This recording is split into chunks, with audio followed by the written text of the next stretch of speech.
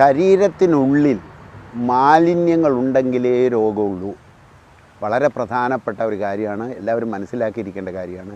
ഏത് രോഗമായാലും ശരി, ശരീരത്തിൽ മാലിന്യങ്ങൾ അക്യൂമുലേറ്റ് ചെയ്തിട്ടുണ്ട്. ഇത് രോഗകാരണമാണ്. ഇപ്പം മലബന്ധം എന്ന് പറഞ്ഞാൽ മലം പോകുന്നില്ല. വയറ്റിൽ നിന്നും പോകേണ്ട രീതിയിൽ പൂർണ്ണ തോതിൽ മലം പോയില്ലെങ്കിൽ അത് വയറ്റിൽ കെട്ടിക്കിടക്കും. അത് മലബന്ധത്തിന് കാരണമാണ്. മലബന്ധം എല്ലാ രോഗങ്ങൾക്കും കാരണമാണ്.